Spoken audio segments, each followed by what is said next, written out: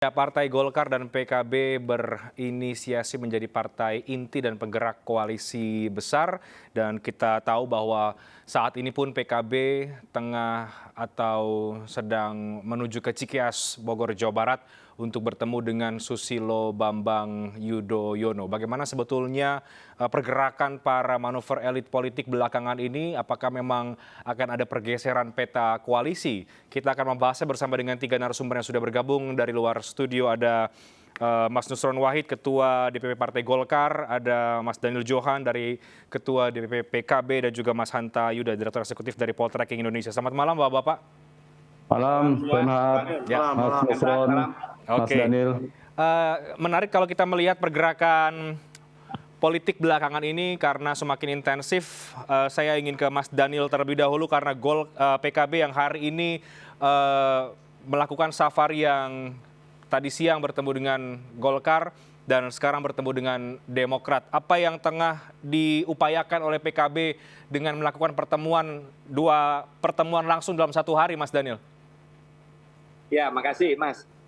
Yang pertama adalah utamanya dua pertemuan ini adalah bagian dari silaturahmi halal bihalal. Ya. Jadi saling menjalin komunikasi yang baik, saling mohon maaf memaafkan lahir batin. Ya sekaligus tentu dengan Golkar kita saling mengupdate perkembangan politik.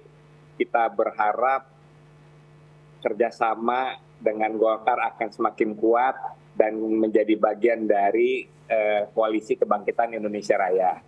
Karena dari ide mengenai koalisi besar sejauh ini yang menunjukkan keseriusan untuk bergabung itu adalah Pak Erlangga dari Golkar. Jadi kita berharap semakin banyak komunikasi, kesamaan visi, kesamaan tujuan, saling lebih mengerti itu semakin terjalin dengan baik. Oke. Sementara dengan Pak SBY tentu ya utamanya adalah halal bihalal, selain memang kan kita PKB dengan Pak SBY juga Caimin dengan Pak SBY punya hubungan yang baik selama ini. Oke, kalau dengan Golkar seperti tadi Mas Daniel katakan mungkin ingin membangun sebuah upaya adanya koalisi yang besar begitu ya. Apakah hal yang sama juga diinginkan dengan Partai Demokrat? Mau kemudian mengajak Demokrat untuk bergabung atau kemudian PKB dan Demokrat juga akan menjalin satu kerjasama atau koalisi ke depan? Sejauh ini belum saya dengar seperti itu, tetapi posisi KIR itu tentu terbuka ya. Seandainya Demokrat ingin bergabung dan partai apapun ingin bergabung, kami sangat terbuka. Tetapi sejauh ini kita belum mendengar ada sinyal bahwa Demokrat akan bergabung. Tapi saya nggak tahu, siapa tahu ada kejutan di dalam pertemuan malam ini. Oke, tampaknya urgent sekali ya Mas Daniel dalam satu hari bertemu dengan dua petinggi partai sekaligus nih dari PKB. Ya urgent dalam rangka halal bihalal ini silaturahmi Idul Fitri. Oke. Karena kebetulan kan masing-masing waktunya full. Ya. Nah kebetulan hari ini waktunya bisa nyambung semua. Oke, saya ke Mas Nusron. Mas Nusron, Golkar bagaimana sekarang posisinya? Juga melakukan pertemuan-pertemuan yang cukup intensif juga dengan Pak SBY dan juga tadi dengan PKB meskipun bukan yang pertama. Apakah Golkar ini sekarang masih berada atau mau berupaya untuk membangun sebuah koalisi yang lain atau seperti apa? Selamat malam, Assalamualaikum warahmatullahi wabarakatuh. Waalaikumsalam. Jadi begini Mas Reinhardt, Mas Daniel sama Pak Hanta Yuda, berpolitik itu ada saatnya bersanding dan ada saatnya bertanding. Ini saatnya kita ini bersanding dulu, belum saatnya bertanding. Nah, ini kita dalam rangka untuk saling bersanding, bersafari kanan kiri. Ya kalau dalam bahasa anak muda sekarang shopping, kalau bahasa mak-mak itu shopping. Ya shopping ide, shopping potensi, shopping kemungkinan.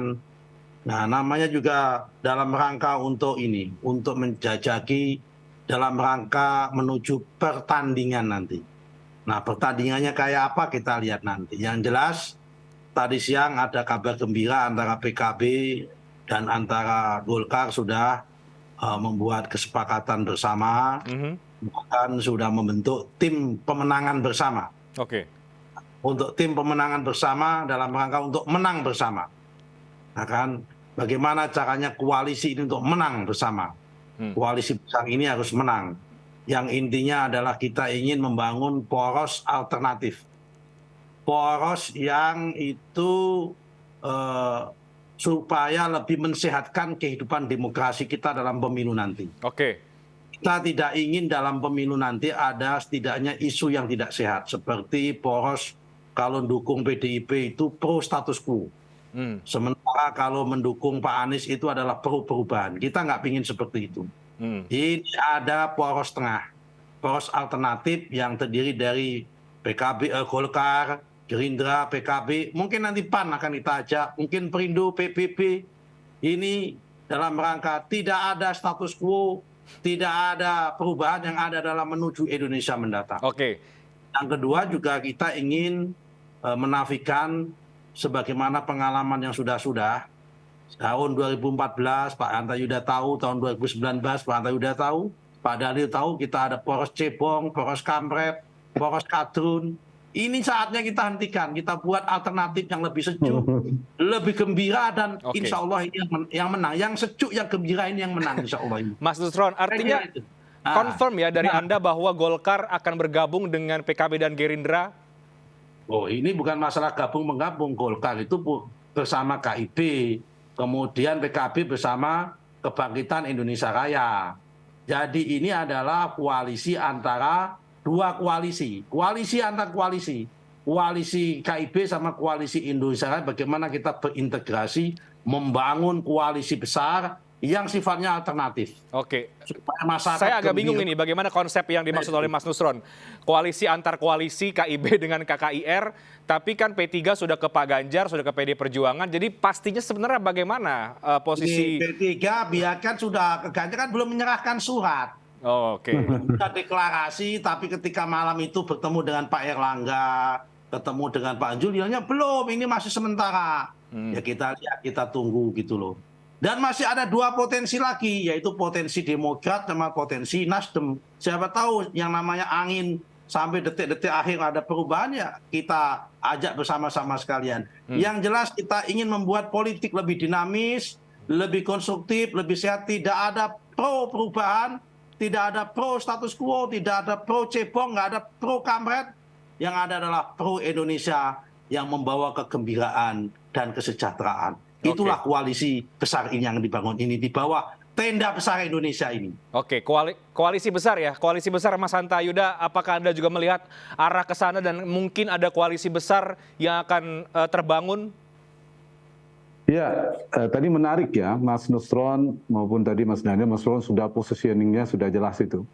Membangun poros tengah itu menarik karena menguntungkan. Kalau narasi itu yang dikembangkan, sudah ada Anies, sudah ada Ganjar, nah ini ada poros tengahnya, poros alternatif kalau istilahnya.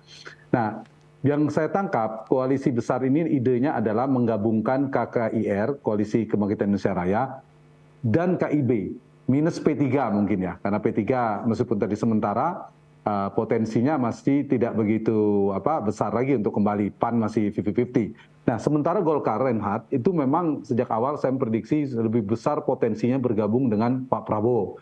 Nah, koalisi besar yang dibangun narasinya oleh PKB yang paling aktif ini dengan dan Golkar adalah koalisi pencapresan Prabowo Subianto. Sementara kalau saya baca di sana, meskipun Caimin bilang masih ada kemungkinan Prabowo Airlangga, Prabowo Muhaimin atau Airlangga Muhaimin, tapi yang paling besar bisa diprediksi sekarang ini ada capresnya Prabowo. Kenapa? Karena dari sisi elektabilitas, pusaran elektabilitas paling determinan, paling menentukan siapa capres.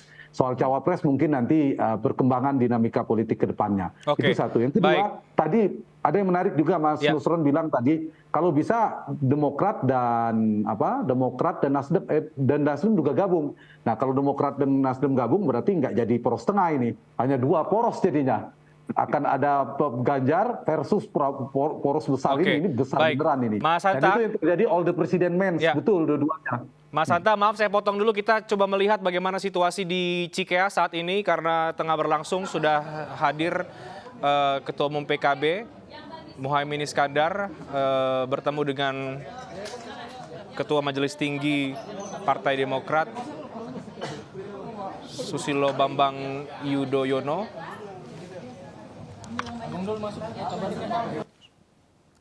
Ya, meskipun kita ada gangguan sinyal di sana, tadi sudah ada muncul kita lihat Muhaimin Iskandar, Ketua Umum PKB, juga dengan Ketua Umum Partai Demokrat Agus Harimurti Yudhoyono. Pertemuan memang terjadwal pada pukul 19.30 dan kita akan terus memantau dan menunggu bagaimana perkembangan dari Cikeas, Bogor, Jawa Barat. Sambil kita akan tunggu, saya akan lanjutkan lagi ke Mas Hanta. Tadi terpotong ya Mas Hanta. Artinya poros tengah ini cukup menarik. Poros tengah menurut Anda artinya koalisi besar ini akan terbentuk tanpa PD Perjuangan? Ya, justru koalisi besar yang semula yang terbangun narasi ini di bulan puasa yang lalu itu seperti mau menggabungkan KIB, KIR, dan PD Perjuangan. Yang capresnya menguat memang bandulnya di Prabowo Subianto. Ganjar jadi wakilnya, tapi itu direspon cepat oleh PD Perjuangan lebih awal dari diperkirakan, kemudian mendeklarasikan Ganjar Pranowo sebagai capres. Nah, sepanjang kalau kita baca elektabilitas Ganjar dan Prabowo itu sama-sama kompetitif, sama tingginya, satu itu, maka peluang untuk bergabung koalisi besar ini dengan PD Perjuangan menurut saya sulit.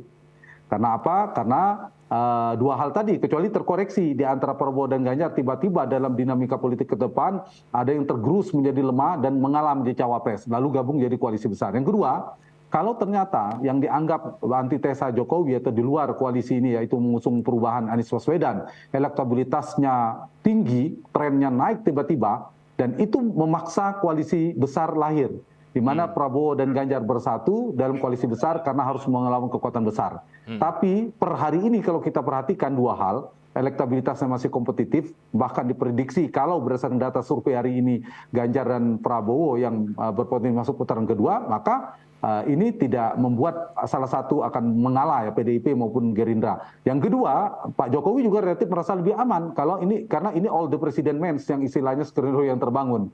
Itu kalau bicaranya tadi saya menjawab pertanyaan Renhat. Nah, sekarang tidak relevan lagi bicara PDIP yang tadi sudah disampaikan oleh Mas Nusron juga saya kira adalah koalisi yang ingin dibangun adalah KIR dan KIB.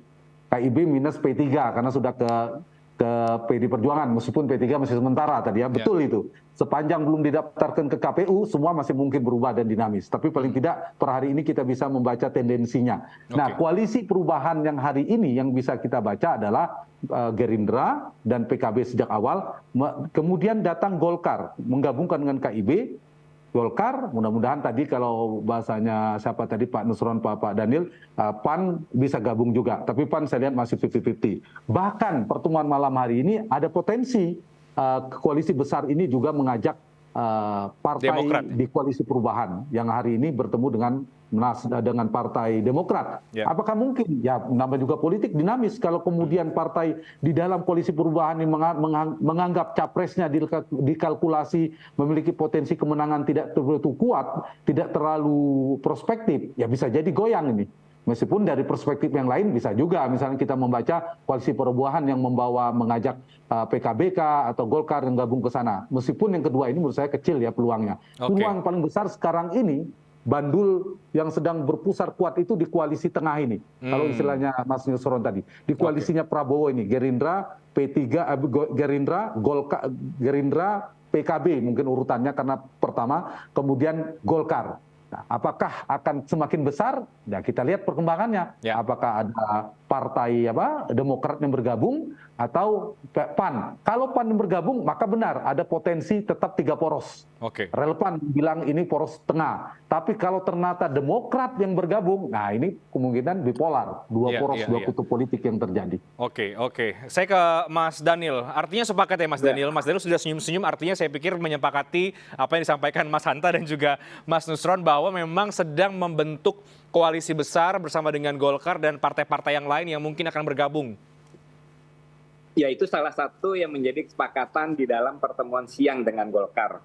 Bahwa PKB dan Golkar akan aktif untuk berkomunikasi, mengajak partai-partai lain untuk bergabung ke dalam koalisi KIR bersama dengan KIB, berarti sejauh ini KIB minus P3.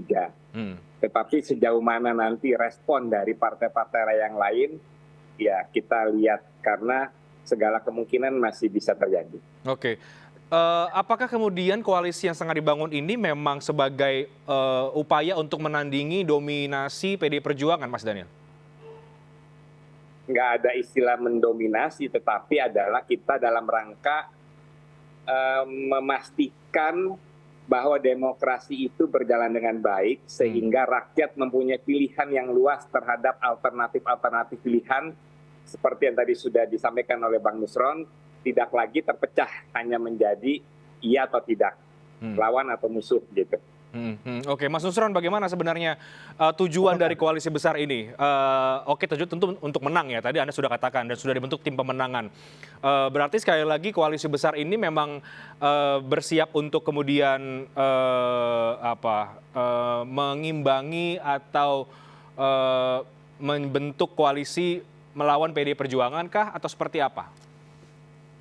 Jadi pertama begini dulu sebelum sampai ke sana. Bangunan koalisi besar yang dibangun ini dasarnya adalah kesetaraan. Tidak ada satu mendominasi yang lain. Oke. Tidak ada kalimat seperti di tempat lain yang satu mengusung, yang lain hanya pengusung utama, yang lain hanya sebagai pengusung, bahkan pengusung Pendukung. sekunder, bahkan pendukung. Ini tidak ada. Semua duduk setara. Kan nanti kalau berjuang bersama-sama, kalau nanti menang pun akan membangun Indonesia ini secara bersama-sama, tentunya dengan kesetaraan. Nah, kalau kemudian ditanya bagaimana bangunannya dan bagaimana tadi pertanyaannya keseriusannya, ini pasti akan serius. Yang tadi sudah kali saya katakan, kita ingin memecahkan kebekuan, fragmentasi dan polarisasi politik yang ada di Indonesia, yang sudah berjalan selama 10 tahun. Ini harus kita pecahkan terlebih dahulu. Supaya apa? Supaya publik itu mempunyai alam terbuka. Alam terbuka tidak hanya kalau tidak A adalah B. Tapi masih ada A aksen, ada B aksen, bahkan ada C. Ini yang ingin kita sampaikan. Supaya apa? Supaya kristalisasi perbedaan di level masyarakat yang sudah terjadi setiap ada pemilu itu menjadi terkurangi. Nah, soal nanti tadi pasti akan bertanya siapa yang diusung. Ya, Saya capres-cawapresnya. Capres-cawapresnya apakah Pak Prabowo, apakah siapa, apakah Pak Erlangga, apakah wapresnya Pak Muhaimin. Sekali lagi di level kita tadi diserahkan itu menjadi hak prerogatifnya masing-masing ketua umum. Karena apa? Tinggal nanti bagaimana Ketua Umum Golkar meyakinkan sekutunya di KIB, yaitu di PAN, dan sebagainya yang tadi dikatakan Pak Erlangga itu, Pak Hanta Yuda itu ragu-ragu. Saya lihat nggak ragu-ragu. Karena masing-masing ini sedang mempunyai jokernya masing-masing untuk mengusung tokohnya masing-masing. Saya sudah tahu semua narasinya, cuma saya nggak mungkin sampaikan di publik ini. Biarkan para pengamat itu menilai sendiri, dan para publik itu menilai sendiri, tapi yang penting kita ikutin terus. Karena politik itu dinamis, ada celah-celah psikologi dan pelayanan psikologi yang membuat kita itu nanti akan ketemu dalam titik-titik tertentu. Oke, bukankah semakin jadi lebih sulit ya, Mas Nusron, ketika jumlahnya banyak dan itu semuanya tentu berharap mau menjadi cawapresnya Pak Prabowo Subianto, katakanlah karena Pak Prabowo yang kemudian sudah dideklarasikan oleh partainya untuk menjadi capres? Pak, pertama tidak ada yang sulit dalam politik. Karena politik itu ilmu sosial, ya bukan ilmu eksak, gitu. Karena ilmu sosial itu biasanya lebih gampang daripada ilmu eksak. Nah, karena itu yang paling penting kata kuncinya adalah kita ini ada semangat yang sama dulu. Semangat apa? Semangat sama-sama ingin menang. Nah, kalau semangat sama-sama ingin menang, nanti tentunya adalah masing-masing ketua umum mempunyai basis kesadaran dan kira-kira mana yang akan membawa kemenangan. Saya kira itu dulu.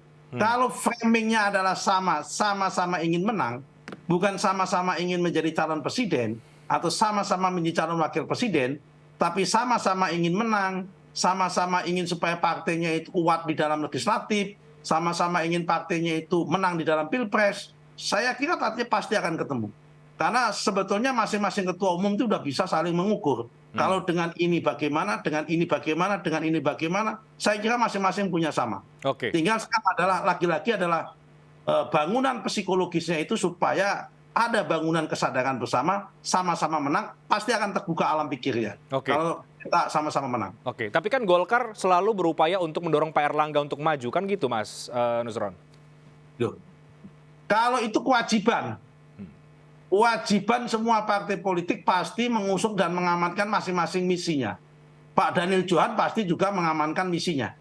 Misinya apa? Menang dan wapresnya Pak Muhaimin. Tapi kalau dipaksakan kemudian disimulasi nggak bisa menang, pasti juga akan ada alam keterbukaan juga.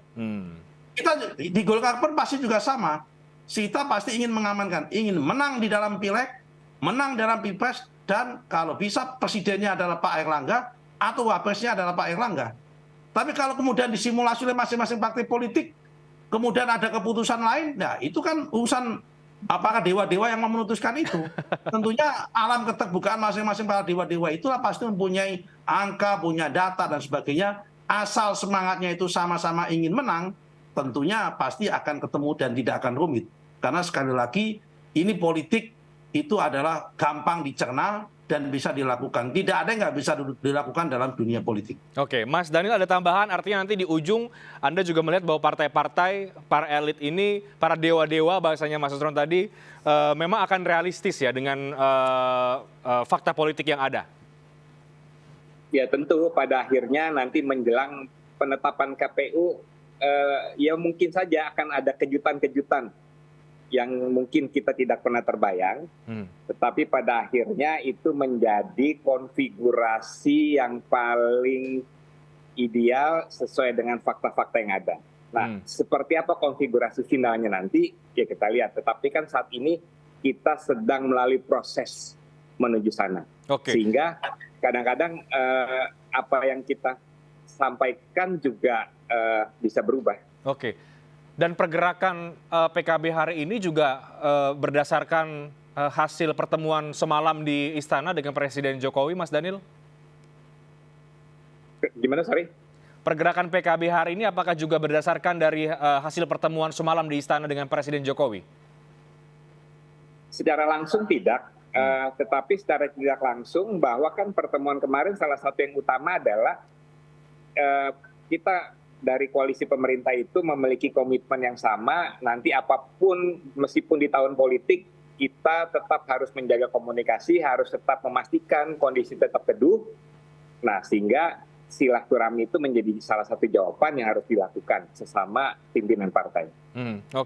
Mas Hanta, soal capres-cawapres sekarang, kalau kemudian terjadi koalisi besar, bagaimana Anda melihat potensi capres-cawapres ini? Apakah nanti memang ujungnya nanti akan realistis atau nanti bisa dari tokoh-tokoh yang justru bukan dari para elit partai ini sendiri untuk mengambil jalan tengah, katakanlah? Ya, koalisi itu paling baik, paling tepat mencari titik temu dulu, ketimbang cari titik perbedaannya. Perbedaannya banyak, persamaan juga banyak. Dari persamaan misalnya bisa dibangun soal isu partai-partai ini, saya kira partai-partai yang tetap ingin mempertahankan proporsional terbuka dalam pemilihan legislatif. Itu sudah menjadi titik temu tiga partai ini. Baik itu Gerindra mungkin, apalagi Golkar dan PKB, saya kira clear ingin pertahankan itu dengan isu ingin dirubah menjadi proporsional tertutup seperti dulu. Yang kedua, juga bisa masuk pada ada kompetitor yang relatif sama, yaitu PD Perjuangan dan Ganjar. Kemudian ada poros Anies Baswedan. Artinya ada dua potensi kompetitor. Sama lawan politiknya. Itu juga bisa menjadi titik temu. Nah yang ketiga, yang mulai bisa masuk ke level capres. Kalau menurut saya, di level capres, untuk menentukan capres akan mendapat titik temu dari tiga partai ini, bahkan lebih dari tiga partai, yaitu Pak Prabowo Subianto. Meskipun ada potensi lain, tapi saya kira realistis Prabowo Subianto. Kenapa? Semua partai mengkalkulasi potensi peluang menang. Jadi ketemu saja di titik itu, mengusung Pak Prabowo. Siapa cawapresnya? Betul, ini ada potensi perbedaan semua. PKB pasti mengusung nama Pak Muhaimin Iskandar, Gus Muhaimin sejak awal, Pak Erlangga pasti dari Golkar mengusung nama itu, dan bisa jadi seperti Reinhard katakan, dan Pak Nusron mengatakan, Mas Daniel juga mengatakan tadi, ada kemungkinan ya nanti ketemu titik temunya para elit-elit, veto player, dewa-dewa kata Mas Nusron tadi, orang-orang penting, akan ada yang mengalah. Artinya apa poin-poinnya? Tidak harga mati. Kalau semua bilang harga mati, ya selesai urusannya. Karena cawapres kan cuma satu. Kalau cawapresnya bisa 2-3, tinggal diumumin hari ini juga bisa. Tapi karena satu yang penting, semua bicara tentang capres siapa, cawapres bicara bersama. Mempertimbangkan potensi kemenangan. Bukan sekedar mendapat cawapres. Karena setiap partai, Reinhard, pasti menginginkan insentif elektoral soal kotel efek. Semua. Tapi nah ini yang harus dibagi, kotel efeknya ini. Efek ekor jasnya ini harus dibagi semuanya. Jangan sampai tadi istilahnya Mas Nusron, ada partai ini, ada istilah pengusung. Nah ini kan tidak membagi, efek ekor jas itu harus dibagi kepada semuanya. Meskipun misalnya Pak Prabowo capres Gerindra, tapi harus dibagi sebagaimana dalam kesepakatan partai-partai ini, Golkar mendapatkan insentif secara elektoral di pileg, PKB mendapatkan insentif secara di pilegnya, karena semua partai ingin memenangkan Pilpres sekaligus memenangkan pemilu legislatif. Nah titik tengah ini yang saya kira harus dicari. Dan memang akhirnya pada titik tertentu akan menentukan siapa cawapres. Bisa Titik jadi tengah keluarlah cawapres satu di antara para ketua umum, atau seperti Ren katakan tadi, ada nama di luar para ketua umum ini. Seperti dulu Pak Jokowi kan akhirnya di luar para ketua umum wakilnya, gitu. Mas Hanta, mana yang lebih bisa mendapatkan kotel efek semuanya? Apakah ketua umum partai cawapresnya atau justru di luar itu?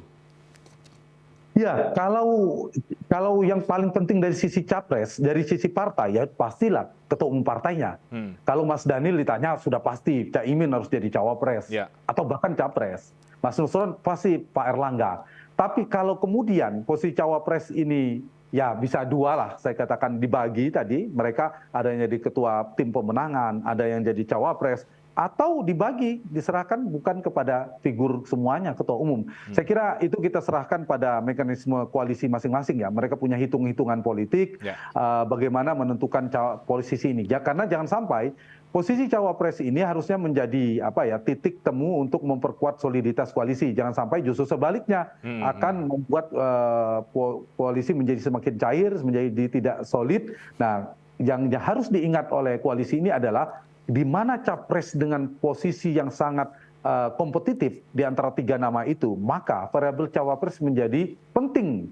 Jangan sampai cawapres justru menggerus potensi kemenangan. Nah, posisi cawapres harus dikalkulasi menjadi komplementer. Dia kontributif secara elektoral. Nah, saya kira semuanya akan mengalah. Oke, Pak Erlangga kah, Pak Muhaimin Iskandar kah, atau siapa partai lainnya atau non partai. Nah, itu dibicarakan bersama. Yang penting adalah bagaimana ke depan. Pertama soal ada tiga ya koalisi itu. Satu, koalisi kandidasi, sudah selesai lah, 2 partai pun bisa, apalagi 3 partai. Yang kedua adalah winning the election, bagaimana memenangkan pertarungan. Nah, di titik ini yang paling krusial, koalisi mereka bagaimana memenangkan pertarungan. Baru yang ketiga, koalisi pemerintahan, kalau menang, bagaimana wakilnya harus saling menguatkan, saling dari sisi kompetensi, pembagian kerjanya, kemudian juga dari jangan sampai matahari kembar surut. Tapi itu setelah terpilih. Tapi yang paling krusial bagaimana pasangan ini menjadi pasangan yang berpeluang besar menang. Begitu. Dan karena tadi Mas Hanta katakan minimal sudah ada kompetitor yang sama yaitu PD Perjuangan, artinya koalisi, artinya memang sekarang sedang upaya membentuk koalisi di luar PD Perjuangan. Berarti begitu yang sekarang kita lihat pergerakannya ya Mas Hanta? Iya, seperti tadi Mas Nusron juga mengatakan bahwa ini poros tengah. Ada ini dan ada Ganjar dan ada Anies kan ya. Udah terkonfirmasi. Mas Daniel juga mengatakan komunikasi 3 partai. Tadi kan 2 politisi dari 2 partai yang sedang bergerak dinamis ini mengatakan ini sedang melakukan bergerak untuk memperkuat koalisi KIR dan KIB digabungkan. Baik itu Partai Gerindra, Partai Kebangkitan Bangsa, PKB, kemudian juga Partai Golkar. Ditambah mungkin ada partai-partai lainnya. Gitu. Saya ke Mas Daniel. Tambahan dari Mas Daniel bagaimana membaca atau merespon analisis dari Mas Hanta Yuda tadi? Ya, pertama tentu kita berharap apa yang kita harapkan koalisi besar itu bisa terwujud. Antara KIR dengan KIB. Dan mudah-mudahan persoalan calon capres cawapres bisa ada jalan keluar dari para ketua umum, karena kan dalam rangka membangun visi Indonesia ke depan kan nggak hanya ditentukan oleh presiden dan wakil presiden, tetapi kan bisa dibahas juga hal-hal elemen penting di persoalan kabinet, bagaimana di parlemen, itu semua kan kita bisa diskusikan agar yang paling penting kita memenangkan dulu koalisi ini, lalu memastikan koalisi ini menjadi pemenang di dalam pilpres dan pileg berikutnya. Jadi komunikasi hal ini yang menjadi irisan kuat di antara kita semua. Oke. Saya ke Mas Nusron yang kabarnya kemudian posisinya ini ketua tim pemenangan Golkar PKB. Kira-kira gitu ya Mas Nusron. Jadi apa yang akan disiapkan atau kejutan apa yang akan publik lihat nanti dari pergerakan yang terjadi beberapa hari belakangan dan pertemuan demi pertemuan para elit partai ini? Ya, yang kejutan sih nggak ada ya. Yang jelaskan ini kalau soal kerja-kerja kayak gini kan sudah terukur, sudah biasa. Habis ini ngapain, habis ini ya merancang program, gimana caranya, kemudian mensimulasi tokoh, siapa yang dimunculkan. Nah, saya kira ini kata kuncinya adalah kejutan yang paling ditunggu adalah siapa paketnya siapa. Kecuali kalau ada kejutan baru. Oke. Kejutan baru tiba-tiba Golkar sama PKB berdiri sendiri, itu baru kejutan baru. Itu baru kejutan baru gitu. Nah, tapi itu bukan tidak mungkin, itu juga mungkin kalau terjadi para dewa-dewa itu tadi mentok nggak ketemu, ya bisa jadi itu akan menjadi salah satu variabel dan salah satu pemecah, pemecah alternatif. Tapi sekali lagi tadi disampaikan oleh Pak Hanta Yuda ya lebih mendekati ke arah apa yang disampaikan oleh Pak Hanta Yuda. Saya kira lebih mendekati ke situ. Cuma tinggal bagaimana actionnya nanti, saya kira ini masalah waktu dan masalah proses. Jadi kata kuncinya ini adalah proses dan waktu. Prosesnya adalah saling komunikasi, waktunya adalah masih ada waktu untuk saling tawar-menawar dan saling mencari probability. Saya yakin pasti akan mencapai titik temu yang diinginkan. Jadi sejauh ini artinya kita nggak tahu tiba-tiba ada kejutan baru, Nasdem gabung kan ya pasti buyar semua nanti. Kalau yang bicara sudah Nusron Wahid, kita perlu mempertimbangkan isu ini berarti Mas Nusron? Ya, makanya ada dua kemungkinan kan kejutan itu yang Anda maksud. Kejutan pertama adalah Nasdem atau Demokrat gabung, salah satunya itu. Ya kan, kemungkinan kejutan kedua adalah tiba-tiba terjadi kebuntuan, kemudian Golkar sama PKB berjalan sendiri. Itu juga bagian dari kejutan. Dan itu pasti juga akan mengubah peta. Setidaknya peta yang terubah adalah peta prediksinya, surveinya Pak Hanta Yuda akan begini. Untuk memprediksi siapa yang akan lolos dalam babak kedua nanti. Pasti akan mengalami perubahan di situ, setidaknya. Oke. Tapi tidak ada kemungkinan Golkar dengan PD Perjuangan ini, Mas Nusron? Ya, kan tadi kita sudah sampaikan bahwa kita mencoba untuk membangun poros alternatif. Membangun poros alternatif. Tapi itu juga bisa saja jadi bagian dari kejutan kalau tiba-tiba Pak Ganjar mau menjadi wakilnya Pak Prabowo, kan juga bagian dari dalam kondisi tertentu. Itu hasil dari pertemuan semalam, tampaknya begitu ya Mas Nusron? Nah, kalau semalam saya nggak ngikutin dan nggak membaca gesturnya. Ya, tapi kalau saya kira semalam pertemuan terlalu formal, makan-makan aja itu. Oke, siap. Baik, terakhir saya ke Mas Hanta Yuda. Jadi apa bacaan Anda, Mas Hanta, setelah pertemuan nanti Caimin dengan Pak SBY dengan Mas AHY, pergerakannya akan seperti apa? Atau apakah ini sudah mulai terkonsolidasi atau masih akan ada kejutan yang lain atau masih sangat cair? Mungkin pertemuan malam ini belum bisa kita simpulkan akan ada kejutan. Tapi kalau ternyata ada potensi, ya pasti Caimin, Mas Daniel akan tahu perkembangan komunikasi itu. Kalau ternyata Demokrat membuka diri, bahkan ekstrim tadi Nasdem seperti Mas Nusron katakan, itu ternyata bisa pindah haluan juga. Nah itu betul ada sesuatu kejutan, itu peta politik elektoral kita berubah drastis itu. Dan kemungkinan menyebut koalisi poros tengah, poros alternatif nggak relevan lagi karena akan ada dua poros besar. Poros Ganjar melawan poros Prabowo mungkin gitu. Akan dari sisi capresnya. Nah yang kedua sementara yang menguat seperti tadi saya katakan, kemudian tadi kita sama ya saya kira bisa jadi PKB dan Golkar bergabung membuat poros sendiri. Kalau saya urutkan, izinkan saya mengurutkan, ini urutan yang paling kecil ini ketiga, meskipun ada peluang. Karena mungkin, dan ini gampang kalau sekedar koalisi pengusungan, Pak Erlangga dan Caimin dan Gus Muhaimin tinggal bilang aja siapa capres, siapa cawapres, umumin hari ini juga selesai. Tapi kan juga ada variabel lain, potensi kemenangan. Yang kedua, ada potensi betul harus disebutkan. Karena malam ini ada pertemuan dengan Partai Demokrat. Tiba-tiba ada pergeseran, di mana kita tahu AHY belum berhasil mengunci posisinya sebagai cawapres di koalisi perubahan, menjadi wakilnya Anies.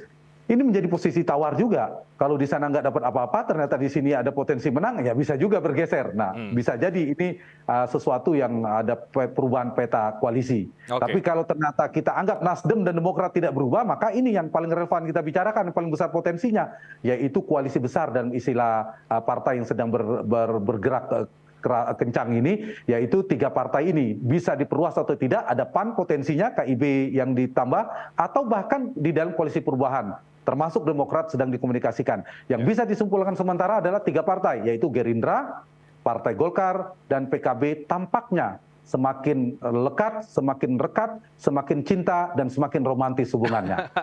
Itu aja paling bisa disimpulkan. Oke, kita lihat kejutannya seperti apa ke depan, tampaknya sangat menarik untuk terus dicermati. Terima kasih banyak Mas Daniel, Mas Nusron, Mas Hanta Yuda, terima kasih sudah bergabung malam hari. Selamat malam, sehat selalu.